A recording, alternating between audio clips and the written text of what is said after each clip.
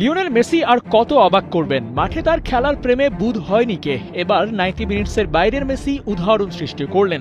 Cape ভার্দের goalkeeper ভজিনিয়ার মাকে বিশ্বকাপের final দেখাতে টিকিট কেটে দিয়েছিলেন স্বয়ং আর্জেন্টাইন ক্যাপ্টেন।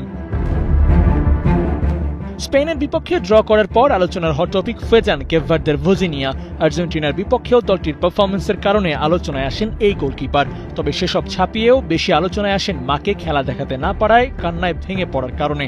আর সেটা দেখার পর তার মাকে নিয়ে আসা হয় যুক্তরাষ্ট্রে ছেলের খেলা মাঠে বসে দেখানোর জন্য।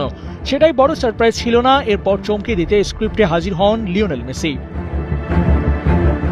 টুর্নামেন্টে কেপ ভার্দে বেশি দূর যেতে না পারলেও ফাইনাল পর্যন্ত পৌঁছে গিয়েছিলেন ভজিনিয়ার মা আনা কানিন্দা এভোরা। যেখানে সোনার হরিণ হয়ে গিয়েছিল ফাইনালের টিকিট, সেখানে লিওনেল মেসি ভজিনিয়ার পরিবারের জন্য টিকিটের ব্যবস্থা করে দিয়েছিলেন। মাঠের প্রতিপক্ষ হলেও বাইরে তাদের জন্য মেসি সবার আগে এগিয়ে এসেছেন। পুরো ব্যাপারটা ফাইনাল শেষ হয়ে বেশ কয়েকদিন গড়িয়ে গেলেও আলোচনায় আসেনি। তবে আর্জেন্টাইন সাংবাদিক ইয়ানিনা লাতোরার বরাত দিয়ে এক প্রতিবেদন প্রকাশ করেছে goal.com। লাতোরের দাবি, শুধু ভজিনিয়ার পরিবারের জন্যই না, মেসি আরও বেশ কয়েকজনের জন্য ফাইনালের টিকিটের ব্যবস্থা করে দিয়েছিলেন। তাদের মধ্যে ভজিনিয়ার ফ্যামিলির কথাটা ভুলে যাননি, বরং ওই পরিবারটি আলাদা করে আলোচনা এসেছে।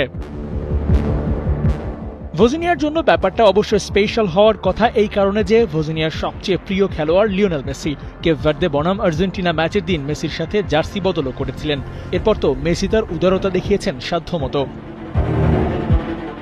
ভজিনিয়ার অবশ্য চলছে ভালো সময়। বিশ্বকাপের পর ট্রান্সফার মার্কেটে সবচেয়ে বেশি দাম বেড়েছে যাদের, তাদের মধ্যে আছেন ভজিনিয়াও। 58,000 ইউরোর মার্কেট ভ্যালু এখন অতীত। বর্তমানে বাজার দর ছাড়িয়ে গেছে 5 লাখ ইউরো। টাকা পয়সার আলোচনার বাইরে গিয়েও ভজিনিয়ার নামটা মেসির আশেপাশে শোনা যায়, এটাও বা কম কিসে। আবু নাইম, 71।